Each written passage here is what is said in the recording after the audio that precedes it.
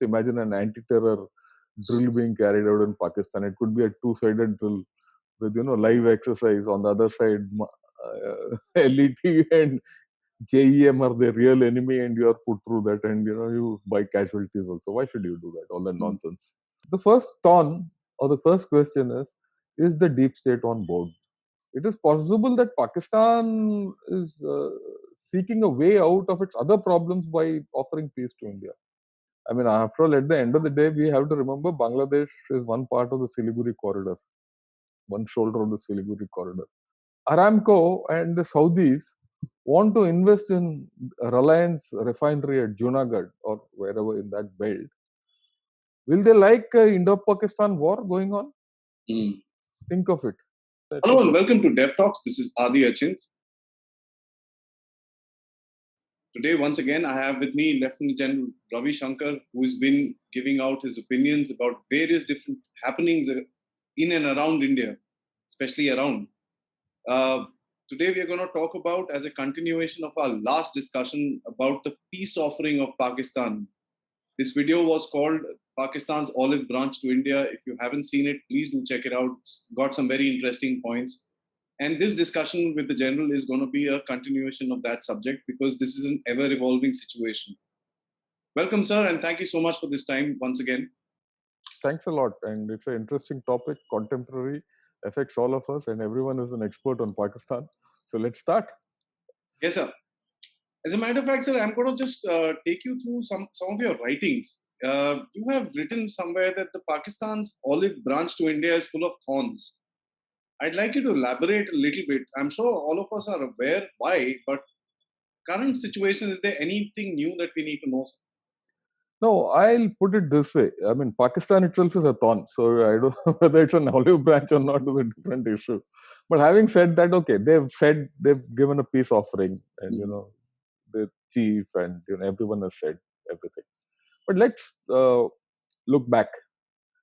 We've had 4 instances where we went and tried to make peace with them very categorically. The first was our Prime Minister Vajpayee's bus trip, right, to Islamabad, turned into Kargil. Then Musharraf came to Agra post Kargil and upstaged the whole thing by his breakfast conference and talking all brashly. Of course, later he regretted it. Not in words, but in deed. Then the 2004-5, the peace plan, which was shot down by, the peace plan between Musharraf and Prime Minister Manmohan Singh, which, broke down with time. And then, of course, Prime Minister Modi's visit to Nawaz Sharif's granddaughter's wedding, if you remember. It was that impromptu visit and outreach. These 4, and that also led nowhere. I mean, everything was followed by a, why? I mean, that's the question. Deep state. At every point of time, the deep state, torpedoed the whole peace process. Because if peace happens between India and Pakistan, the deep state has no job. So that is important to understand. So the first thorn or the first question is the deep state on board? To some extent, it appears to some extent because the LOC ceasefire is held. And the LOC ceasefire couldn't have gone through but for the fact that the deep state would have been taken on board. But will the deep state go in for this kind of a peace? Right? Which many within Pakistan are now saying it will be an unequal peace. So that's a major thorn in the whole issue. Then the second thing which this peace process is, what do you do with the terror infrastructure? Nothing has been spoken of that. They have said, we'll resolve Kashmir. Kashmir is a single point focus. That's their focus, but not ours. I mean, as far as I'm concerned, Kashmir is resolved. We are resolving Kashmir. In fact, if you see this IAS topper Shah Faisal, he's put out a beautiful article on where Kashmir is going. In fact, it's one of the best articles on Kashmir I've seen by a Kashmiri. right? And he's talked one of the district elections and the way the parties are going. And he's very clearly said today Kashmir has got only two choices, either to be with India or out of India. Very clear. Okay, they are at a crossroads. So that is, there was no, earlier there was a third in between, that's gone. So, Kashmir, resolving Kashmir is their requirement. For us, it's resolving terror. Mm. Will they hand over Hafiz Saeed to us and that other joker, Azhar Mahmood, to us? Masood. So where do you stand on that? Mm. Right. Then the next turn is okay, Kashmir and all that. But what about their Kashmir? What about Chinese presence in Yes. POK and Gilgit Baltistan? And what about CPC projects which have started there without our permission? Yes, some of these dams, like the Daimar Basha Dam and all, would have started, say, a decade, 2 decades back. Why didn't it start? Because the World Bank and the IMF insisted on an NOC from India. As I said, unless this NOC comes from India, there's no question. They violated all that. So they're all thorns. How, right? So are the people of Pakistan with them in this whole story? Mm. So there are huge question marks on this peace proposal. I mean, it's nice to say peace and all. I'm also for peace. I mean, we are also at peace today with Pakistan. LOC is no firing, no nothing. So Mm. why should I, go the whole route? So that is something which you have to factor in. Yeah, I mean, I hope this olive branch has got enough thorns, which Pakistan has to address. Mm. Yeah. I think I'm going to just take this a little further by saying something, and I'd like you to kind of give your opinion on this, sir. One big question is, how is it possible?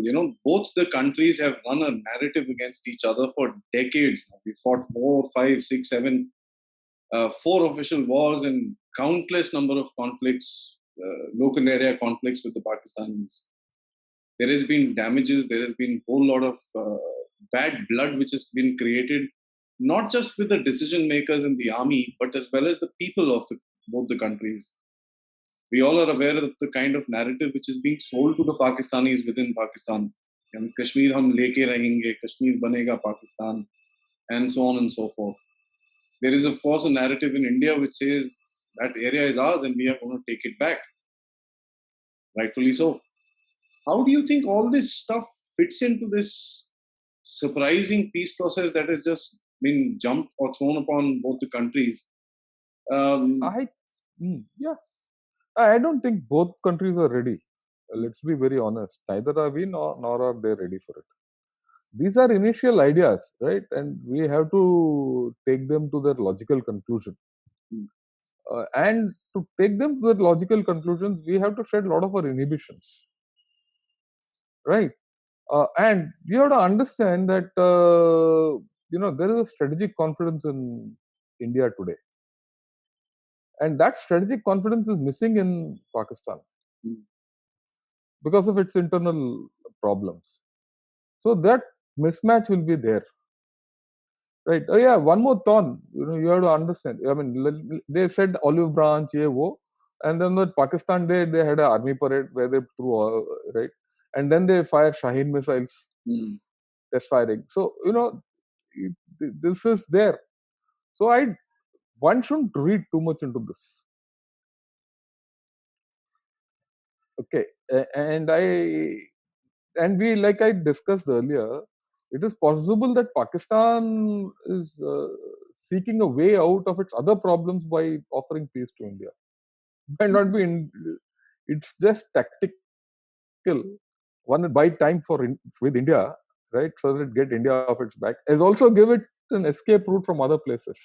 So we shouldn't get too ahead of ourselves on this.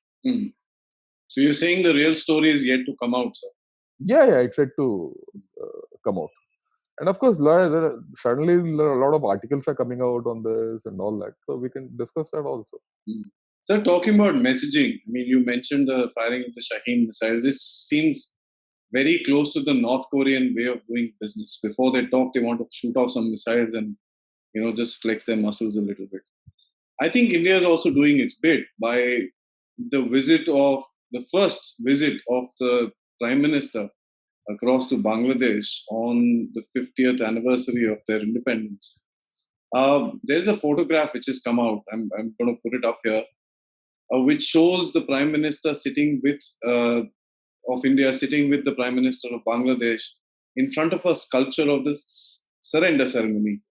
Yeah. Now, that's a very strong message that has been put across. In normal times that would have been said, yeah, it's good. But in today's time, when you're kind of looking for peace, there is the opposite messaging which is happening from both the parties. What do you have to say for that, sir? Well, it's like this. There is also a line of thought in Pakistan that they should follow the Bangladesh model. And there is a thinking which says, look, after all, Bangladesh and Pakistan, we were the same country 50 years back. And today, where is Bangladesh and today, where are we? So there's an internal churn on that, right? Bangladesh is becoming some kind of a example for Pakistan to follow today, right? Fine, if both our prime ministers in front of the 1971 surrender ceremony sculpture is a good message for many things. It's not only Pakistan.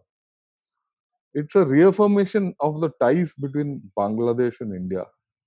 And one. Number two is that it's a message to China also, that our relations with Bangladesh are very strong, are getting stronger, which has got an implication on Myanmar in the larger picture and on the Indian Ocean region dynamics, as also Pakistan. So there are a lot of radials from there.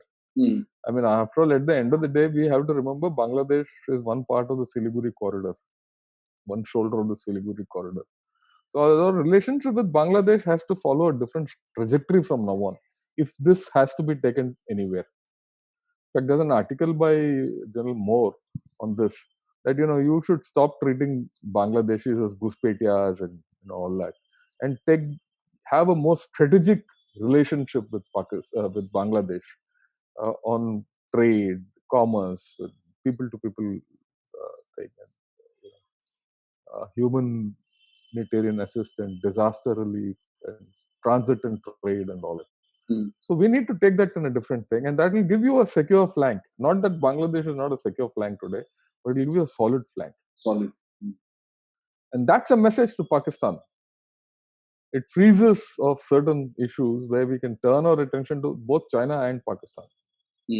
Our neighborhood first policy, if it starts succeeding, then Pakistan's imagined weight in SAARC also goes down. So there are a lot of issues on this. Sure. Because there'll be immediate emotional heartburn. That's something which will happen, but I'm not too bothered about that. That's what I'm hinting at. Yeah, that's minor. On the larger picture, I think the association with Bangladesh, as you're saying, is very, very important. So there is no question about it. I think we have to look, we are the bigger country, we are the larger neighbor. I think if I may digress a bit, we need to show more large-heartedness towards Nepal, Bhutan, Bangladesh, and Sri Lanka, and get things on board, which I think our government is doing, and in fact Myanmar also, and Afghanistan, where we have started reaping results. I mean, if you look at it 10 years back, we didn't have a role in Afghanistan. Today, people in Afghanistan want India there as a counter to Pakistan, and it's a more of a people-to-people contact. So I think we should replicate this Afghanistan model elsewhere also, and then that will have its own effect on Pakistan, and it will also have its own effect on China.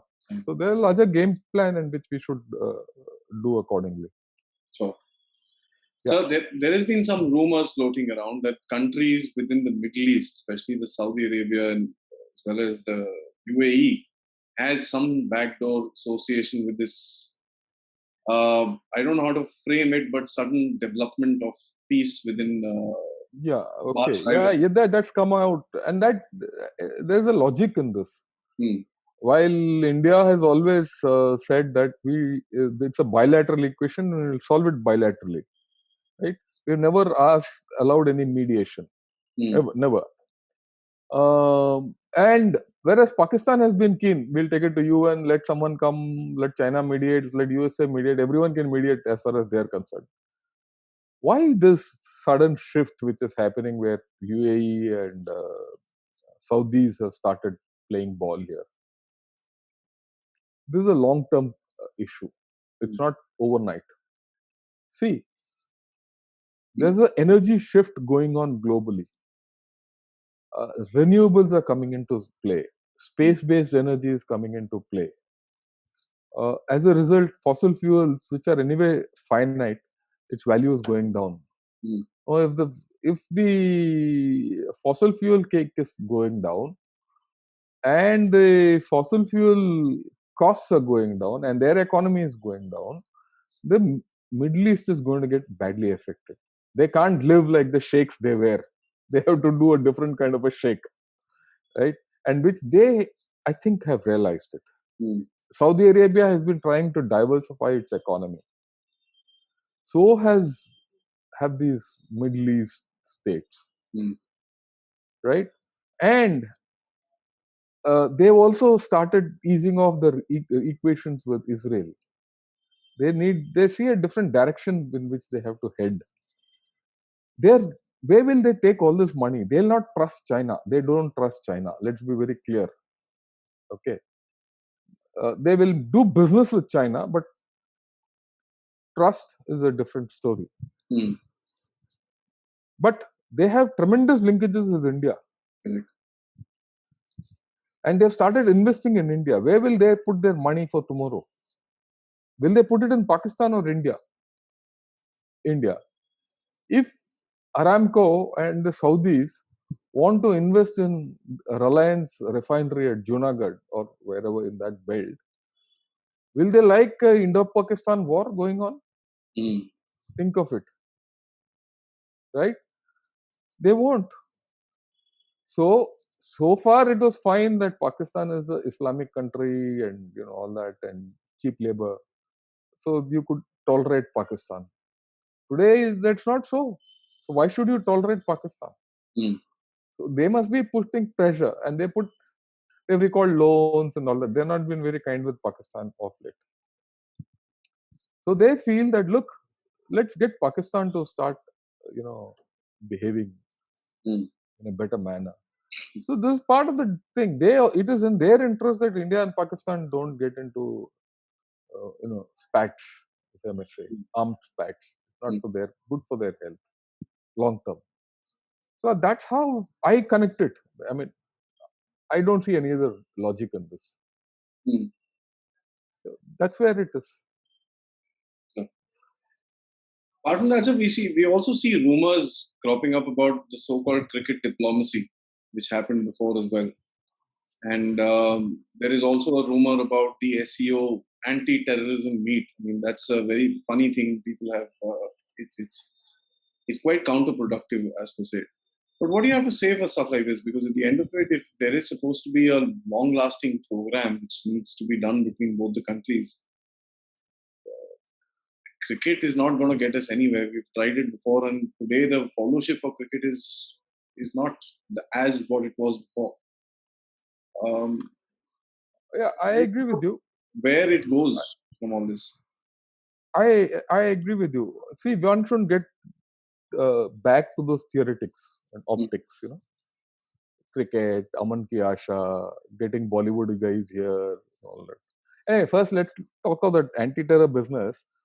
They have so far not invited us. I don't think we should go there also. In any case, just imagine an anti-terror drill being carried out in Pakistan. It could be a two-sided drill with live exercise. On the other side, LET and JEM are the real enemy, and you are put through that, and you buy casualties also. Why should you do that? All that nonsense. I don't think we should go there. Even if we go there, it is optics, and it's part of SEO, more diplomatic than anything else. It's got no value. Mm. Okay, and the only value I see is the team which goes there gets an idea of what Pakistan is. Know your enemy series. Okay, Mm. Mm. that to that extent, fine. Otherwise, no. But whereas the other issues, the soft uh, channels which we exchange of writers and events like this and ideas, all that will lead us nowhere Mm. because these chaps don't matter. These things don't matter. What matters is the hardcore Pakistan army and the deep state. Target them. Target the people. See, at the end of the day, we have to understand that Pakistan, the a lot of people in Pakistan who don't like India, Mm. right? Uh, So if you're going to deal with a country which doesn't like you, with a populace doesn't like you, these uh, cosmetic things won't take you far. Yes. So we have to deal with the core issues, Mm. so either through the government or proper diplomatic channels and Mm. hardcore real politics. I'm glad you said that, sir, because these skirting issues create nothing No, apart I from don't. talking points and faltu ka drama, if I may put it that way. Yeah, that I think is gone. That Yes. era is gone where you could go and light candles on the border and Yeah. look at each other's faces. A waste of time. This is not even optics anymore. Previously, at least, this was Yeah, considered as optics. yeah. Today, At that point of time, it had relevance. I'll not play it down, but today I don't think we should get involved. correct. Correct. So we talked about certain variables, if I may put it that way, in Pakistan, which may not allow the peace process between both these countries, no matter how fragile it is. Considering the biggest thorn between both of us is the Indian region of Kashmir, and I'd like to stress that pretty hard. What are the other variables apart from the so-called big deep state, where the Pakistani army, the intelligence, and stuff like that is involved? Are there any other characters that we don't know about?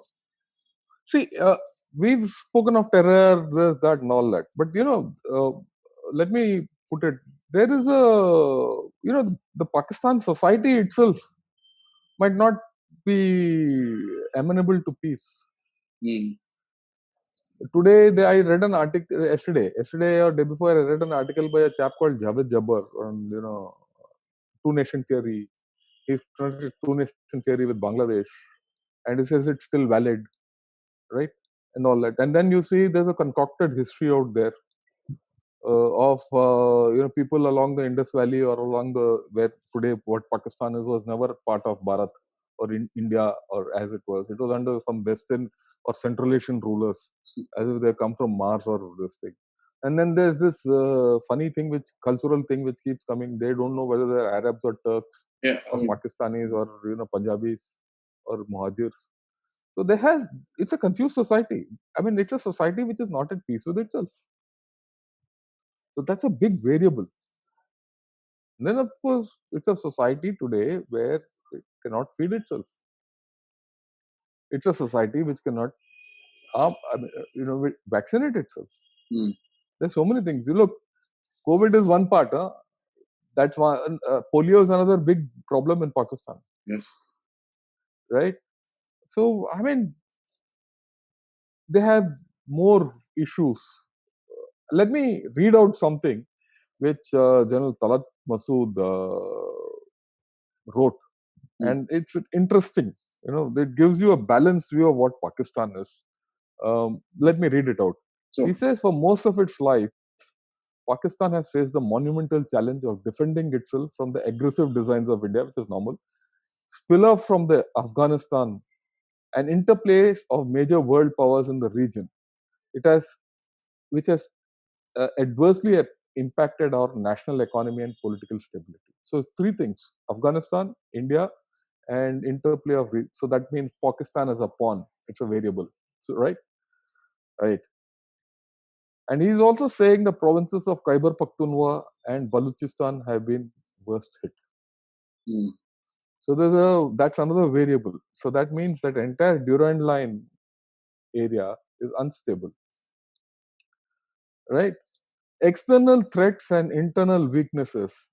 this is important. Both, he's talking of threats and weaknesses, have led successive military and civilian governments to devote a significant portion of the budget to defense and debt repayment. Mm. So it's sucking the economy dry. This left very little for development, and consequently, Pakistan has been lagging behind in most economic and social indicators, even by South Asian standards. So he's put him, he's very realistically put the whole thing in, right? Uh, I think he's put Pakistan at the bottom of the ladder. Correct. And then he says, as far as India, the whole story is concerned, the region would ultimately benefit if a positive change in relations between India and Pakistan does materialize. There are myriad cross-border issues related to security, the economy, and climate change that can be best addressed if relations move towards normalization.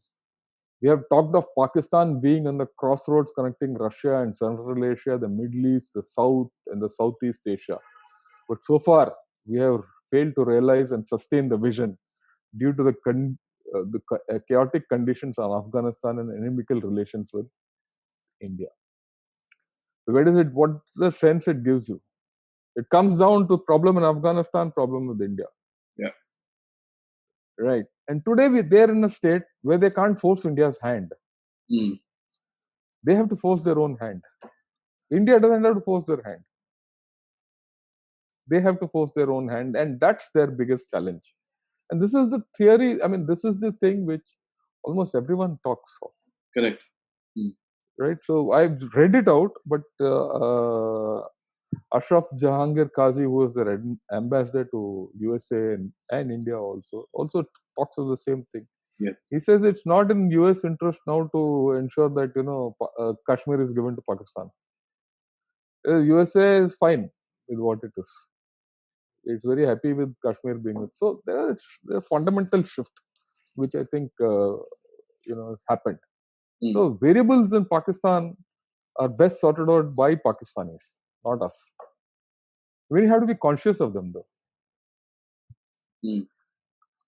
So when any such, when any such decision is taken by a government, I'm sure the armed forces is the opinions of the armed forces as well as the intelligence is taken into account. I'd like to ask you, what is so different about the approach that we have made this time? Are we actually in a very strong position, having beaten back China? Look, let's not again get ahead of ourselves, right? For the best part of our history, India has been a reticent power. We've been looking largely inside, never looked outside. We've known we are a global role, but never asserted ourselves. We've been non-aligned and yet aligned. We've had our problems as a nation, cementing ourselves. Many people felt that India won't survive as a nation because it's an unnatural system, never existed before. But then we've got through a lot of hurdles, right? I think we are at a cusp of a change. We are also morphing as a nation, right? Till the past, I would say till about 10 years back, the armed forces were almost marginalized in this nation. Right? The nation liked it, but in the government circles, for whatever reason. But I think that perception is changing. Correct. Yes. Right. When that perception changes, you will start getting a holistic strategic confidence. Strategic confidence is a sum total. I'll put it this way: as a sum total of your military confidence, your economic potential, and your diplomatic prowess, or rather, your military prowess and diplomatic confidence. Diplomatic confidence, military prowess, and economic potential. You put all these three together, you'll get strategic confidence, right? And the political strength which you have. The underpinning for all this has to be the political strength. It is now that these three are coming into place in some form. Hitherto, we were not there. Even today, when Sena's K dialogue in Calcutta, I heard a lot of people, including two service chiefs, speaking. And the normal refrain from that was that, look, our external affairs and diplomacy was conducted only by or NEA. And whatever we lost on the battlefield, we lost on the table. And this is a view by ambassadors and economists and everyone. It's a world view. It's not my personal view. I think that's changing. Correct. So we need to take this change in the positive way forward. We need to find our own balance in it. When we get this, troika right, with the correct political backing, then our own equilibrium will change. And that change in equilibrium will take you to a different level. And I see that happening. Yes. I mean, it's not as if it's not happening. I see that happening. I guess it's a slow process. Yeah, for India, it will be a slow process because for various reasons. Yes. But like I said, there's no point now looking back as to why it didn't happen. The fact that it is happening is something which I'm happy about. And I'm hopeful things will. I'm very hopeful and positive about the direction in which we are going. So normally I am a typically hardcore defense channel, and I don't like to discuss politics that much. But I think in this situation, politics is going to be the strategic part, as you just mentioned. Now, Mr. Modi is putting a lot of his political capital on the table by actually agreeing to something like this with Pakistan, because at the end of it, if something does happen, the gun will be pointed on towards his head. Having said that, militarily speaking, sir, what do you think will be the connotations of Pakistan in case? And in my personal opinion, it is just a matter of time when an untowardly incident does occur. Yeah, okay, I get your point. What happens if there's an incident or thing? But let's look at it from a different perspective. Are we putting, or is India putting too many eggs in the Pakistan basket? No. We have just said, okay, we'll talk. Some Indus Water Treaty talk, which has to go on. Indus Water, unless you do these talks regularly, their day-to-day issues don't get those transactional talks. So those have started. Some other small things have started. Right, it's just a thought. Let us see where it goes. It's a very, very, very, very small step. Nothing concrete has come out.